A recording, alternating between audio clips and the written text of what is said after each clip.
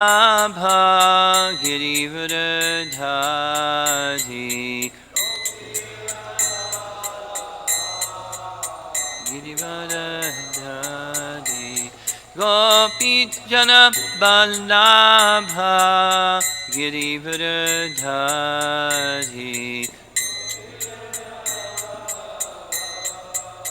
Girivardhari Jasodanandana Brajajanaranjana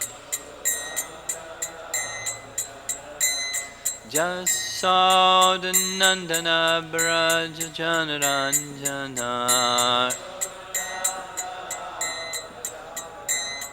Jamunatiravanachadi Jamunatiravanachadi Jaya Radha Madhava Kunja Bihari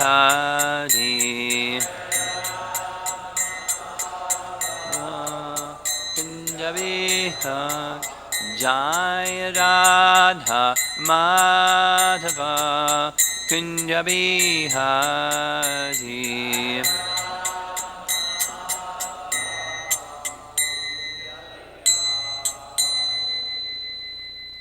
Jaya Vishnupad Paramahamsa Hari Vedikacharya Astatarasatastasa His Divine Grace, C.C. Bhaktivedanta Swami Srila Prabhupada Ananta Koti Vaishnavarinda Ki Gruntaraj Srimad Bhagavatam Ki Nitai Gaur Premanandi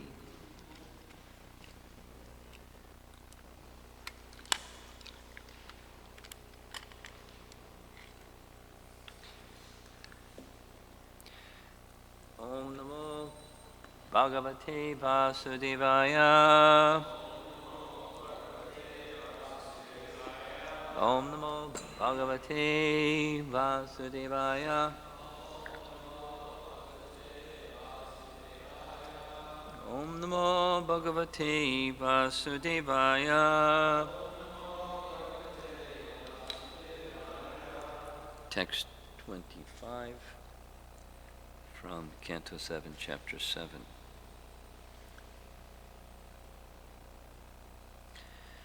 Bodher Jagaranam Swapna Sushuptir iti vrittayaha Taye naiva nubhoyante So jaksha purusha para Budhir jagaranam swapnaha Susuptir iti vrittayaha Taye naiva nubhoyante So jaksha purusha para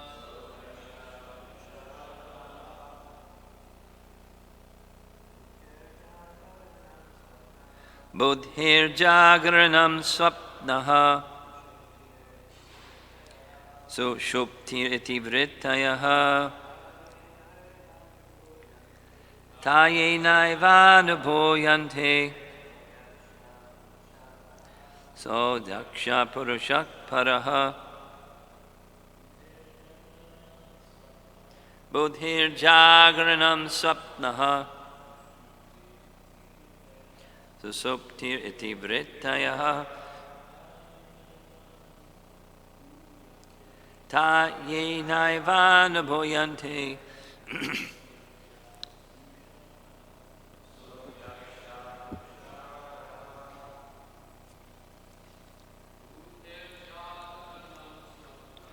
Budhir jagaranam swapnaha Sushuptir iti vrittayaha Taye naiva nubhoyante So jaksha purushak paraha. Buddhir jagaranam swapnaha. So shuptir iti vrittayaha.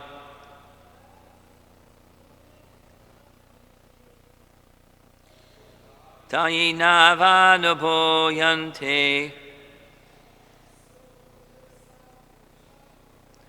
Sodyaksha purushak paraha.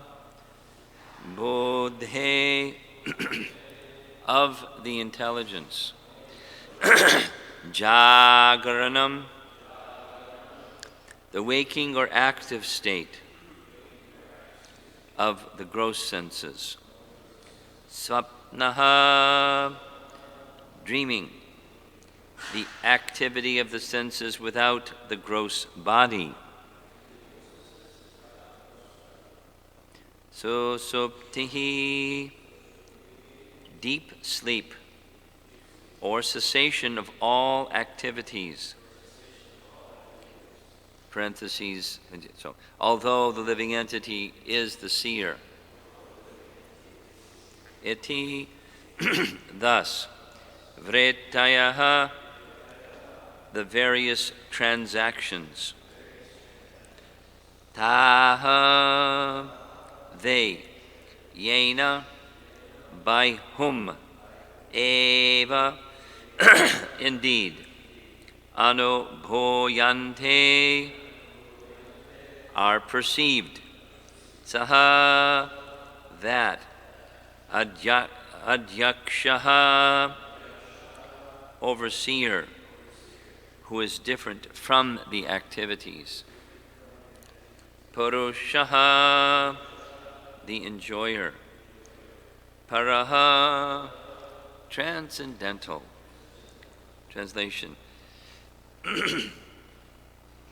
Intelligence can be perceived in three states of activity: wakefulness, dreaming, and deep sleep.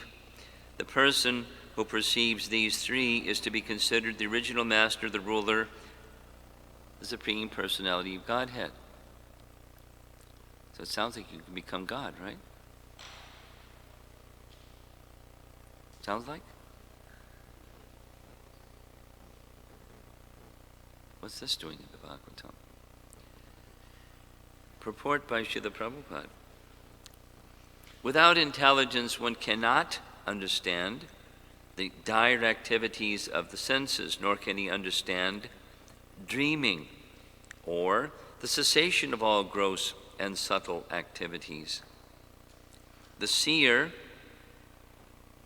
and controller is the Supreme Personality of Godhead, the Supreme Soul, by whose direction the individual soul can understand when he is awake, when he is sleeping, and when he is completely in trance.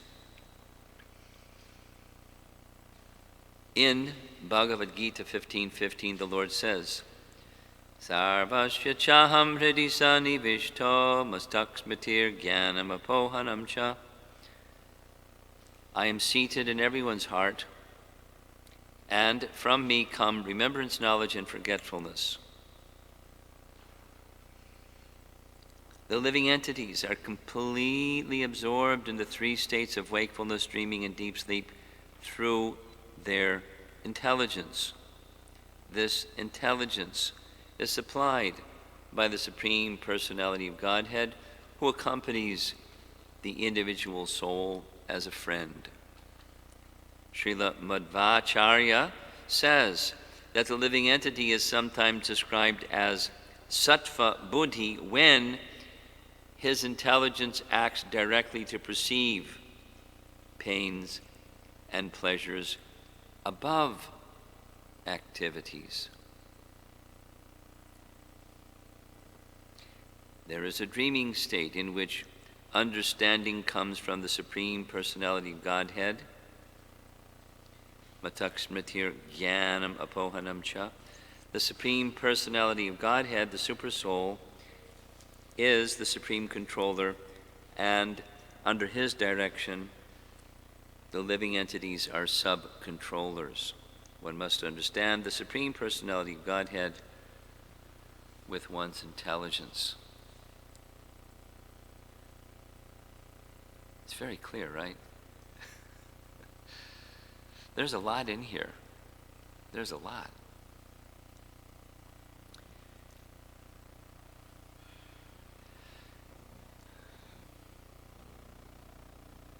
Any one of these like pieces that are here, it's a whole exposition, or at least a whole class, if not a whole book. It's very involved. Several things just to like lay a little foundation.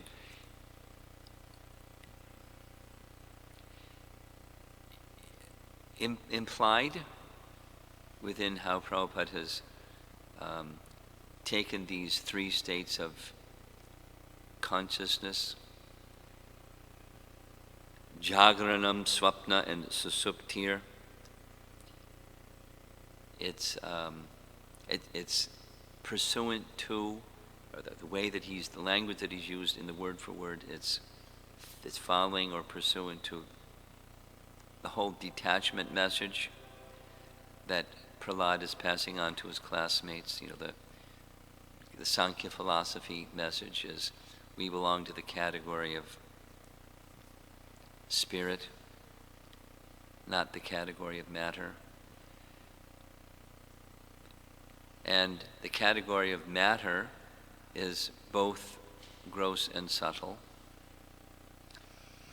So that means, look carefully at the word for word, there's the gross sense, there's the body, like here's a hand, or here's an eye.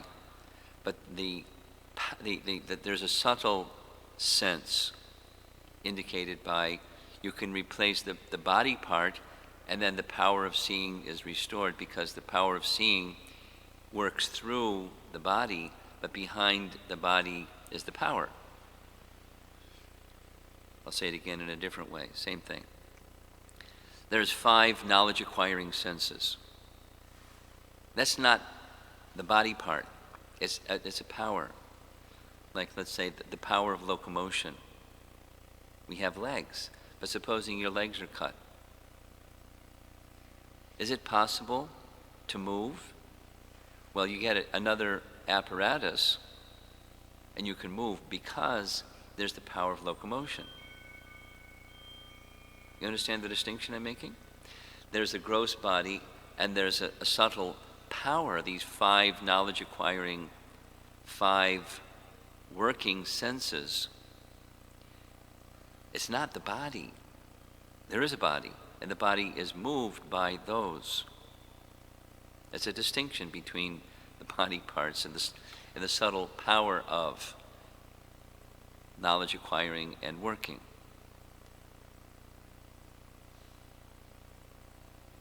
And embedded within this verse is intelligence is operating in both. Through it appears that there's intelligence, just like a robot. If Sadaputa was giving this class, it would be fantastic. Robotics, they can make a machine, but what's behind the machine? There's a machine operator. Robots don't move on their own. You have to have an intelligent, conscious being that can move the machine. Like, when the soul leaves the body, the machine doesn't move. And then there's different states of, what Prahlad is indicating is different states of intelligence. Now, sometimes it's 3 states of consciousness: awake, sleep, deep sleep. Here specifically is intelligence, and intelligence is operating the power to move, and then the legs move.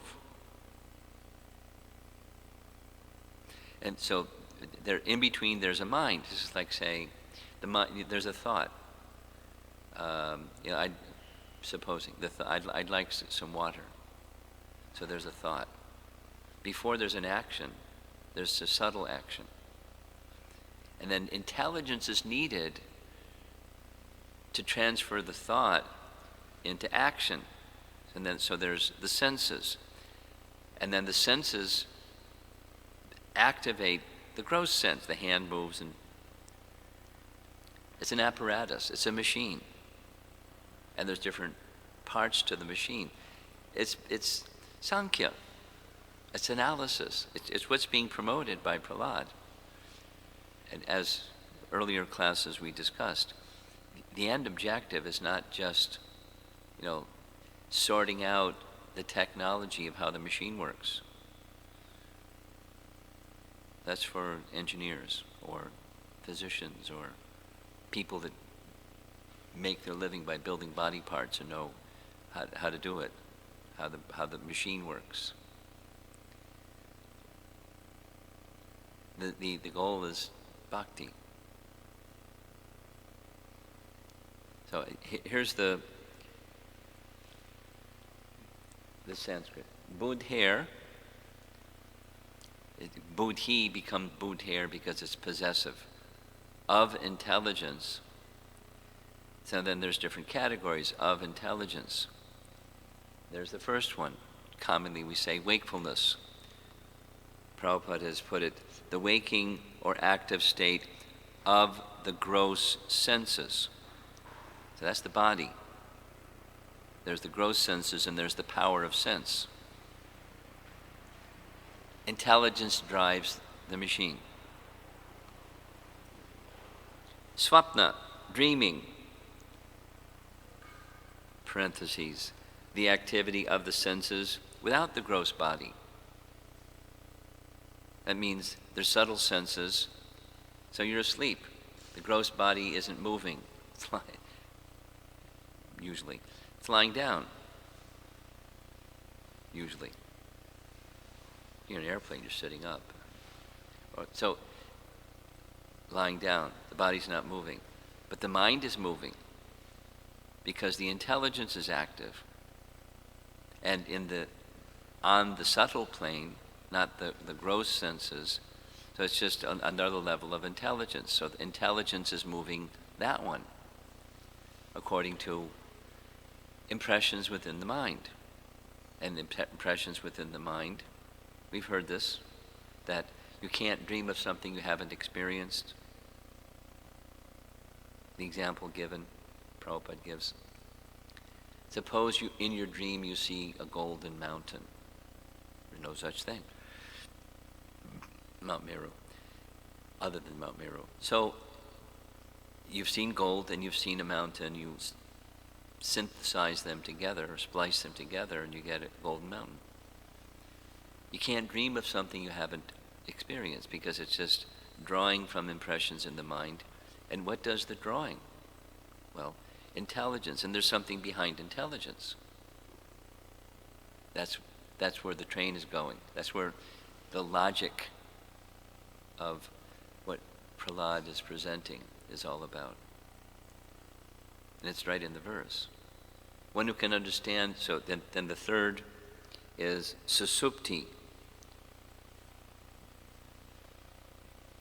So awakefulness, sleep, and then susupti, deep sleep, or cessation of all activities. It means gross and subtle. If anyone has had anesthesia, you'll know you don't remember anything. There's no dreaming. And there's a whole other thing that happens. The passage of time. You don't experience passage of time in a dream. You experience subtle passage of time. I've shared this before. Maybe you've had this discussion with Prince Shava after he had his surgery, because I had the discussion, because when you're older, there's certain procedures you're supposed to do to make sure you don't have like a big problem. So that's my experience with anesthesia. And what they do is at a certain point, there's IV, and then they release the fluid at a certain point. They tell you to count backwards. Then they know audibly 10, 9, ate, and you're gone. The anesthesia has kicked in. You just left wakefulness and you went into susupti. Bye-bye. And then they can take you into the procedure room or the surgery room. So I remember that the last time this happened, and I woke up and I thought, when are they going to take me in? And then I looked at the clock and, whatever it was, an hour had passed, an hour 40, whatever it was, 50 minutes, something. And I was puzzled. It's not like the experience when you go to sleep and you wake up. With susupti, the experience of time is altogether different. So I shared this with Pritrashava, and he said, same thing. When he had his thing with his throat, took however long it took. And then, because he had swallowed some blood, when he became conscious, he started coughing, so they gave him some more. He was out for quite a while, half a day or something like that. And same experience, he looked at the clock, and he was surprised. It's like, there's no sense of passage of time. Because not only the body is inactive, the mind is inactive. It's another state of consciousness. It's really pulled back. And then Prabhupada puts in parentheses, although the living entity is the seer. Cessation of all activities, parentheses, although the living entity is the seer. You don't see anything. Why? Intelligence is a particular kind that you don't see anything, although you're the seer. You're the conscious self. Without the help of the other two kinds of intelligence, you don't see anything. And so this is a very nice example, scientific example of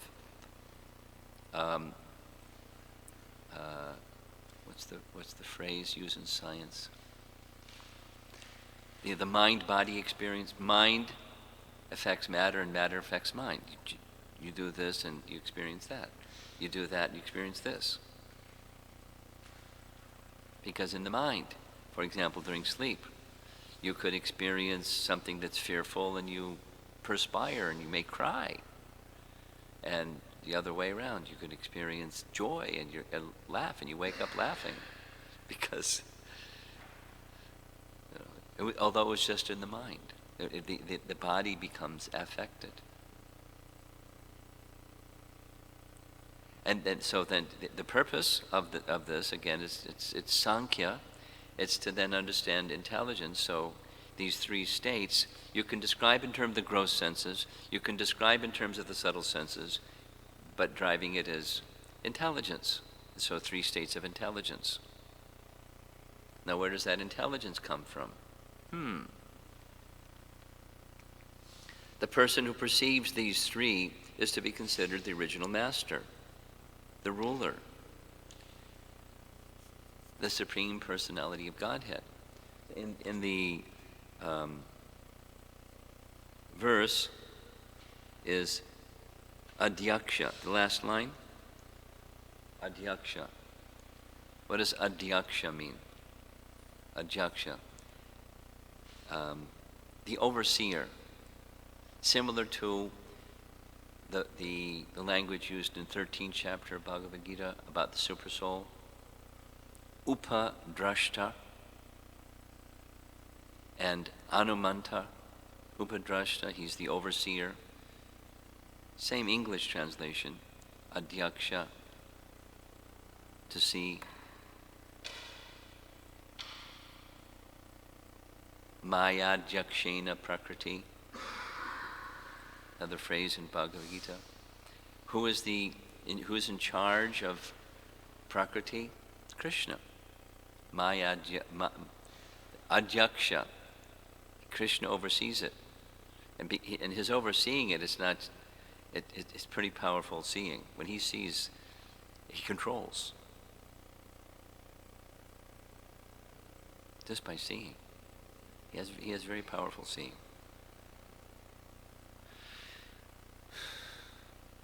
That's a whole explanation.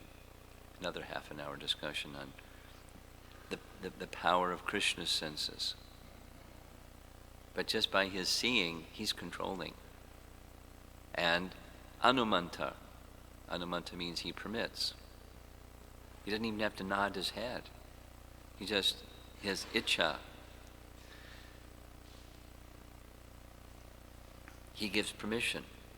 And then Prakriti does her thing. And Prakriti doing her thing causes stuff. It causes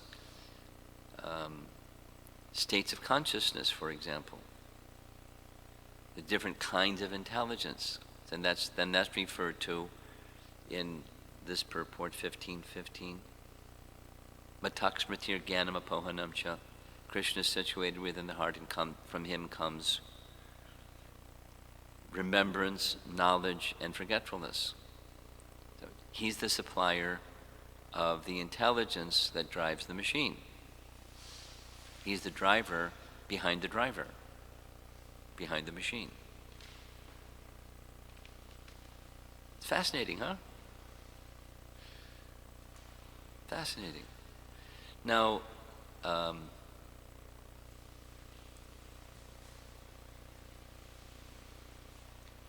Purusha, para Purusha, he's the supreme enjoyer.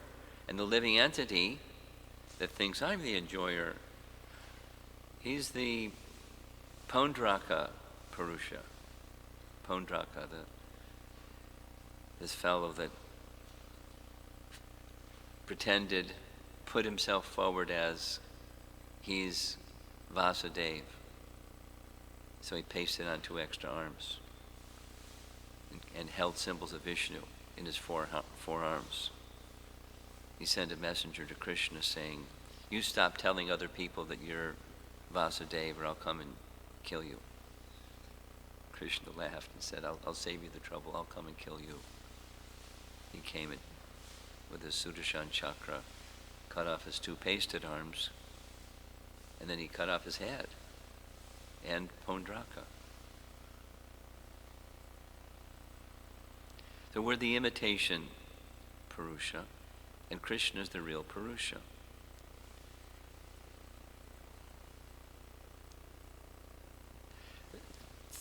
Three things in summary points and conclude. This is the section of Prahlad's instructions to his classmates. These are just, 6-year-old kids. How are they going to understand all this? If consciousness is refined, then these things can be understood. At least it's laying the platform for it. That from knowledge, detachment. Now with that detachment, it can be the material kind of detachment. As Rupa Goswami teaches, Mukshubhi prityago vairagyam halgo katyate. Hari sambandha vastuna. If there are things that are sambandha in relation to Hari, and you negate them, you reject them, you're detached. You just give up things, give up the world. Negation. It's false renunciation. Because those things aren't yours to give up. It's Hari's things, the personality of Godhead's things. But if you recognize it's the personality of Godhead's things, and you engage in service to the personality of Godhead using those things, according to suitability, is another nice part of Rupa Goswami's teachings, then this is a different kind of renunciation. It's yukta vairagya. Yukta, engaged, means engaging or activity. That's what we do. Then,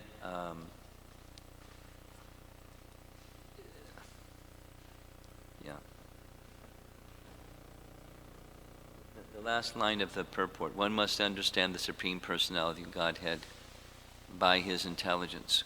Well, we're supposed to understand the personality of Godhead by bhakti. I'm going to read Some of you are familiar, and I'm not going to do like a whole other class on this because I'm just going to take a few minutes, kind of quick summary. But Canto 2, Chapter 2, Text 35, later you might want to read this, where Shukadeva Goswami is saying, the personality of Godhead, Lord Sri Krishna, is in every living being, along with the individual soul, same as what Prahlad is saying. And this fact is perceived and hypothesized in our acts of seeing and taking help from the intelligence. You're familiar with this? Fascinating verse. It's worth reading, every year or two, going back and reading, because the perspective that Prabhupada is presenting in this 3.5-page purport, it's awesome. It's amazing. It's the Bhagavatam, just the same as over here. Here's Prahlad, a pure devotee of the Lord speaking Sankhya philosophy. It's not that they were being encouraged to be jnanis. We're encouraged to be bhaktas. But bhaktas also take help of their intelligence to serve Krishna. We discriminate. And even in the matter of discriminating who we are, we take help of the intelligence. In the beginning of the purport, Prabhupada emphasizes the bhakti principle, and then he goes to the Sankhya part. It's nice.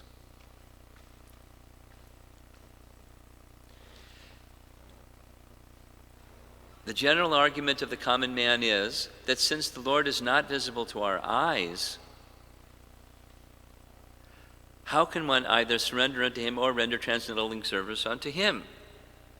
To such a common man, here's a practical suggestion by Shukadeva Goswami as to how one can perceive the Supreme Lord, just as Prabhupada ended this purport, with helping intelligence. By reason and perception. We did this the other day. There are 3 primary means of acquiring knowledge: sense perception, reason and logic, and Shabda, and we go with Shabda.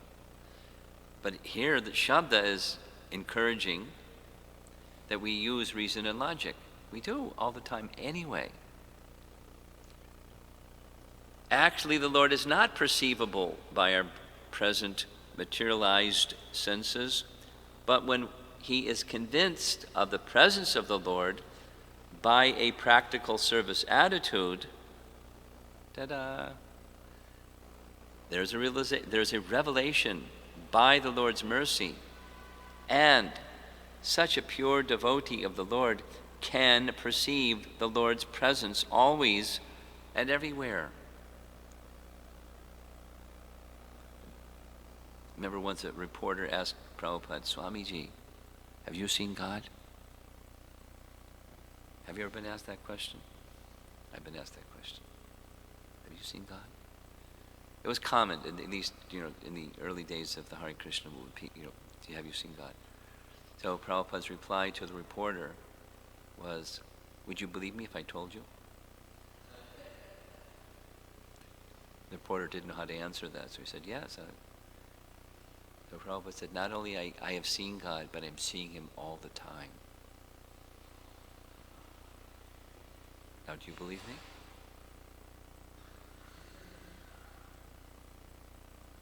Pretty cool, huh? Now, what does that mean? One way it could mean is what it says right here. It could mean other things, and it could mean other things.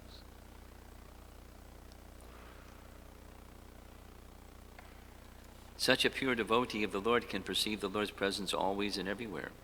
He can perceive that intelligence is the form direction of the Paramatma plenary portion of the personality of Godhead. Form direction. Nice phrase. Form-direction. Form-direction. That's intelligence. So, quickly, again, I invite you to read this and study it more thoroughly, because I'm not going to drill on it this morning. Prabhupada makes a suggestion, a sequential suggestion, as to how, by taking help of the intelligence, you can perceive the presence of Supersoul. Are you ready? He starts with, by taking help of the intelligence, first step, I exist. Existentialists aren't sure of that, whether they exist or not. But a devotee, by recognizing through acts of perception, I am perceiving, and there's objects that I'm perceiving. There's stuff out there, and then there's the gross body. I perceive my hand. I perceive the itch on my leg, and or whatever it is. I can perceive things and sensations of those things. So I exist as the perceiver. I'm taking help from my intelligence to do this. I exist as the perceiver, and then there's the perceived. I'm not this body. That's step number one. Then the ability to see, or the ability to move about, note, the working senses, knowledge acquiring senses. The ability to do that is not independent. I can lose my power of locomotion. My legs get chopped. Then, its intelligence may supply a wheelchair or, a prosthesis or something. So, but that takes intelligence. So, my acts of perceiving and working are not independent. It's dependent upon configurations of gross and subtle matter. I'm the perceiver. I'm not an independent entity. I'm taking help through the material energy. Then next, it's nomenclature perhaps, but the perceiver part, that's the spirit part, and then that which is perceived, that's the matter part. So I belong to the spirit category, the perceiver and the actor. Then next is, Prabhupada mentions, there's a dissatisfaction with our material condition. At least honest people will acknowledge, I'm not satisfied. That's because we're spirit, and we're looking for satisfaction in the realm of matter, and it's not going to satisfy spirit. Like, the fish out of water example. Then he goes on. It gets a little more subtle.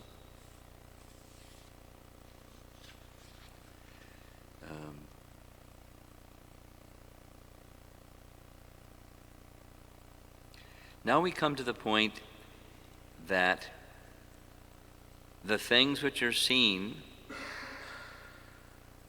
by a little use of intelligence cannot be animate unless we accept someone as the user or director of the intelligence.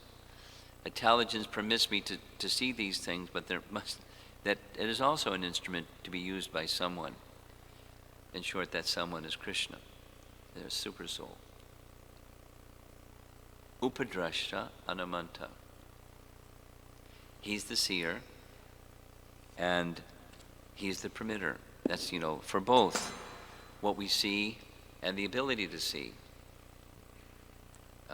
Our power of locomotion or our other working senses, and the sense itself. It's all under his control. He's the supplier of that intelligence that permits us any one of these three states of consciousness. And one who understands that does so through the power of Supersoul, and thus one can understand this. It's the Supersoul, and I'm the dependent seer or the dependent mover or whatever. The last point is In Canto 3, there's very elaborate description by Lord Brahma about the process of creation, because he puts it together. He certainly knows how it goes together. And at a certain point, the machine is there, and those two things. The machine is there and the demigods are there, but the demigods approach Lord Vishnu and say, help! We can't do our work unless you participate with us, because we don't have the power, we don't have the intelligence. Please give us the power, please give us the intelligence. So he says, okay. So even the controllers of matter are dependent upon the Supreme Lord. What to speak of us? We're not the controllers of matter. We're controlled. Then there's this whole long section, finally, where before the living entity can see, the Lord sees, and that gives the power to the living entity to see because the Lord sees. We're dependent seers.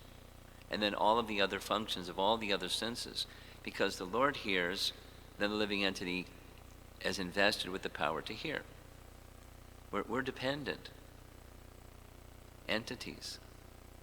Our perceiving and acting is entirely dependent, and therefore, it's not that we can become Krishna, we can become Krishna conscious. And our process is not the jnana process. Our process is the bhakti process, but this bhakti process somehow Sankhya keeps making its way into the bhakti process. The discernment capacity of the intelligence is empowered by our process of devotional service. That's Balaram. What does Balaram do? He gives us strength, spiritual strength, so that we can understand Krishna. And if Balaram doesn't give us the spiritual strength, we're not going to understand Krishna. We need devotional service, spiritually powered by Lord Balaram. And it's right within our Maha Mantra. Hare Rama, Hare Rama, Rama Rama, Hare Hare. So for us, we don't have to be big jnanis, we just have to be offenseless chanters. And all of this becomes revealed. And if you don't practice avoiding the 10 offenses, all of this is at best theoretical. And it's not meant to just remain theoretical, it's meant to come to the position of practical application in devotional service to Krishna. The time we spend chanting the Hare Krishna Maha Mantra every day, it's so precious. It's the most important part of our life, most important part of our day, and most important part of our life. It gives the cleansing and the power, the access to awaken our devotion, and through the means of the medium of devotion, Krishna sees the devotion, just as this purport in 2.235.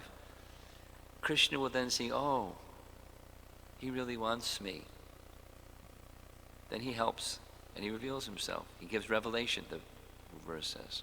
That's the process we rely upon. But in that, even with that revelation, look at all this Sankhya stuff. That we're guided so we don't go, in a wrong direction. Very enthusiastically and devotionally head in the wrong direction. We head in the right direction because of this proper guidance. Isn't our process so nice? So nice. So meager and poorly qualified. And we're getting all this very valuable understanding by the agency of Madhvacharya and so forth. They're just mention this Madhvacharya sentence. Just standing alone is far out. Srila Madhvacharya says that the living entity is sometimes described as sattva buddhi when his intelligence acts directly to perceive pains and pleasures above activities. What does that mean?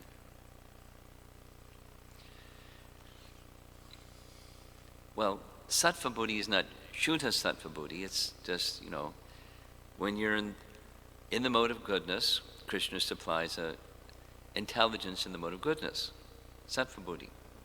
And in sattva buddhi, you can be distinct. You could perceive pleasures and pains distinct from the activity. You can also perceive yourself different from the pains and pleasures and the activity.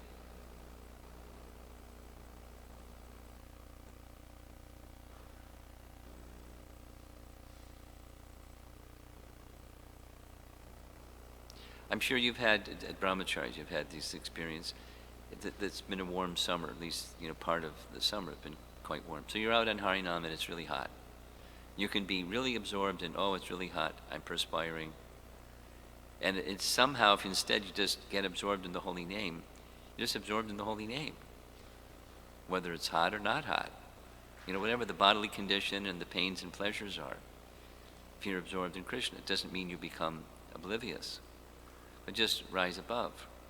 So the bodily activity, mental activity, intellectual activity, the activity of the soul. Ours is to direct activity of the soul and consciousness to Krishna, and then the tolerance factor becomes quite easy. I was specifically appreciating, whenever I visited, yesterday we had this little memorial for Sankirtan and Mother Kalini, Sankirtan Prabhu. For both of them, we heard that little description of the very first time when he's still a bhakta. They're on Harinam in Shanghai and 200 people want to grab the book from his hand.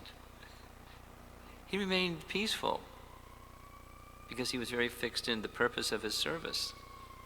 So he just figured out, Krishna gave him the intelligence how to get the book to the person that was to get the book, and then other people and so on. It's the same for Tamal Krishna Maharaj. How do you handle when there's 200 people crowded around and, in a place where you're illegal? Krishna gave him intelligence what to do. And Mother Kalini,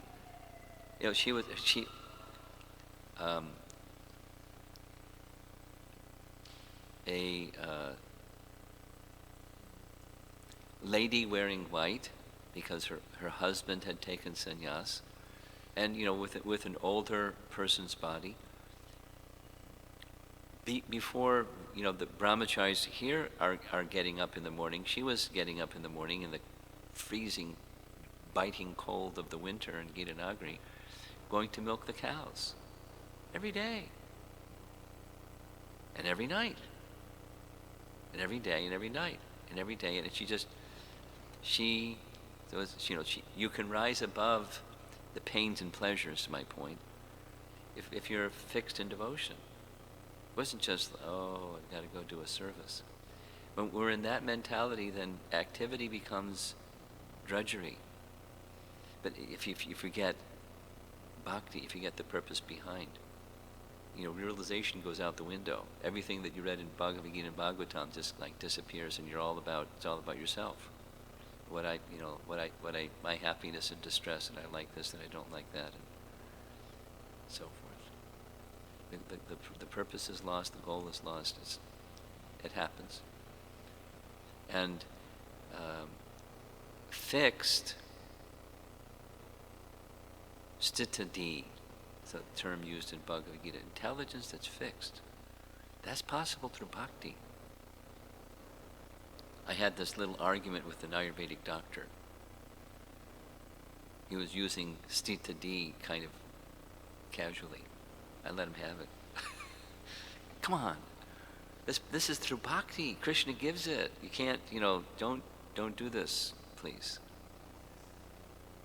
Through Ayurveda you can become sthitati. Forget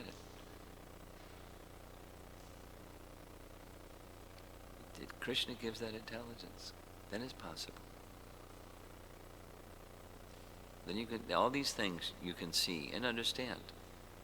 And the starting point is how you chant the holy name. That's the root. That's our access to understanding these things properly. Then our great acharyas are giving us this wonderful literature so we can be properly guided and understand things clearly and properly under their guidance. Both. Any discussion? Here comes the microphone. Thank you, Maharaj. I have a couple questions if you have the time, but I'll start off with the first one. This question comes up with a lot of devotees about this verse in Bhagavad Gita 15:15. The Lord says, "I am seated in everyone's heart, and from me come remembrance, knowledge, and forgetfulness." Well, the question is he talking about specifically remembrance, knowledge, and forgetfulness of him, or is he talking about material remembrance, forgetfulness, knowledge, like say like losing your keys or something like that? Any kind of forgetfulness. Forget where your car keys are, or where you left your shoes, or that kind of forgetfulness. Oh, now I remember. That's material. But remembrance and forgetfulness of Krishna also. He gives. Thank you. And the other question I have, I guess maybe if you could clarify this sentence of the purport. It says, "There is a dreaming state in which understanding comes from the Supreme Personality of Godhead." The way I interpreted that was that Krishna is like giving you some advice in a dream or something like that. But if you could give some clarification. Could you indicate where you're reading from? Yeah, the context. This is 7:25. Toward the end of the purport. There's a dreaming state in which understanding comes from the Supreme Personality of Godhead. That's the phrase? Yeah. Well, using Prabhupada's example, supposing in your dream, you're dreaming that you're a king sitting on a throne. There's no throne, and you're not a king, but the understanding that you're a king sitting on a throne, where does that come from? It comes from Krishna. And why that? Well, something in the past. So he does, the understanding that I'm a king sitting on a throne,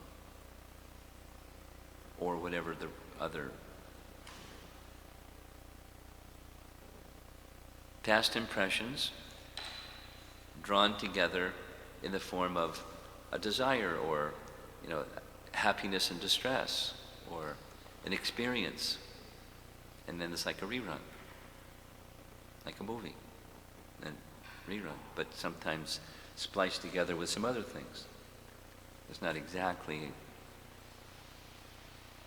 a rerun, but it's a rerun. You got it? Okay. Krishna supplies that. Whatever it is that we're understanding within our dream, Krishna supplies that. You have something? Dayata? No. Anyone else? Yes. Before I came to Krishna consciousness, I heard a description that Om, the symbol Om, corresponds to the states of dreaming, wakefulness, and deep sleep, and the state that's beyond them. Have you? Never heard is that there any before. Vaishnava? It indicates. I've never heard that before. It's pranava. Pranava means it's an indication of the Supreme, like the Brahmajyoti, or the light of the sun, is an indication of the sun. So one who addresses Om, they're addressing the Brahmajyoti, or because behind the Brahmajyoti is the source of the Jyoti, the person. Pranava.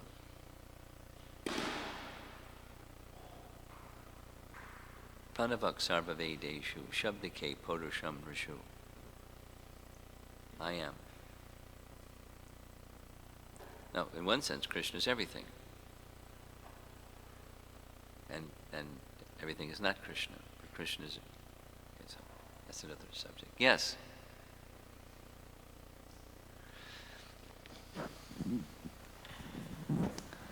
Hare Krishna Maharaj. Basically, when we understand that the intelligence is given by Krishna, but sometimes how should I understand that even my mind may be giving some ideas? Even your mind does what? Giving some ideas or thoughts. So how should I Where understand? does a thought within the mind come from? Okay. Who's the supplier of everything? Including the thought in your mind. Not you, nor your mind. All right? Yes, Super Soul. Maharaj. We have a relationship with Super Soul, and he supplies things. You know, like this reference. And sometimes he supplies forgetfulness. In the context, Maharaj, what I'm trying to understand is sometimes the mental concoction or thought process, I may assume that it's the intelligence given by Krishna. So how should I differentiate? Like maybe I am fooling myself, or is it truly something coming from Krishna? How should I understand that? Do you understand his question?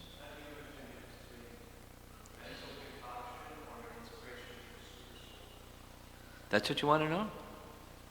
Something that you just manufactured in your creative imagination is something that Super Soul is directing. That's what you want to know? Yes, Maharaj.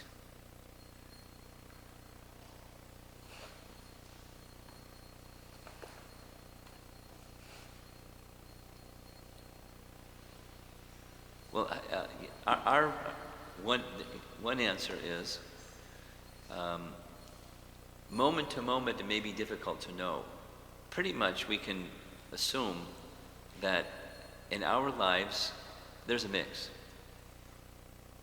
Safe assumption? Super Soul is supplying, but supposing somebody is within the modes of nature. I know some people within the modes of nature, do you? Ourselves, for example. So there's a mix. There's devotion and there's the modes of nature that are both operating. So generally speaking, there's a mix. Now, the question is, how much mixed and how much unmixed? Well, start with the assumption there's a mix. Now, when we take those inspirations or whatever, Guru Sadhu Shastra, we hold that up, that inspiration up to the light of Guru Sadhu Shastra.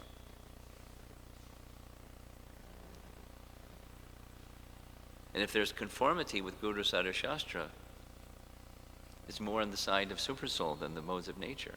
And if it's like, it's not at all transparently Guru Sadhu Shastra, it's something else. Now Super Soul is the supplier of both, right? Because he's the supplier of everything, but not necessarily a direct indication. Here's a practical example that Prabhupada has given. The two examples. The thief. He's sneaking around at night, and he gets this intuitive sense, someone's coming. So he hides behind a tree and, okay, the person's gone. Now, go ahead. That's Super Soul. Or another example, the cat in the kitchen. And the cat is prompted by Super Soul. Wait till the housewife leaves the kitchen. Now jump up on the table and drink the milk. super soul, etc. The venomous serpent that bites, super soul. He's got a serpent's body, or cat body, or thief's body, or the intelligence and the impressions and the inspirations that come, super soul. But then with the modes of nature. So I understood from your question, in moving towards Krishna, what's the best way to move towards Krishna? That's the Guru Sarva Shastra evaluation.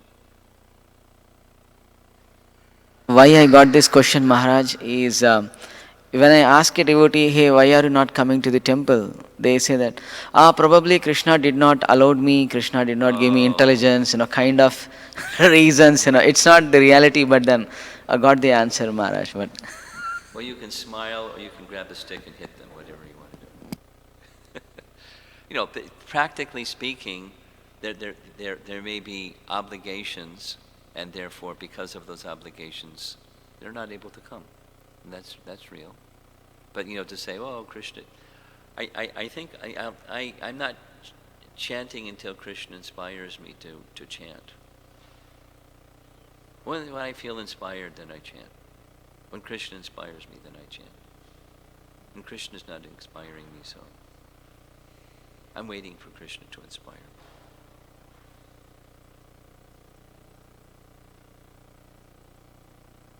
Okay.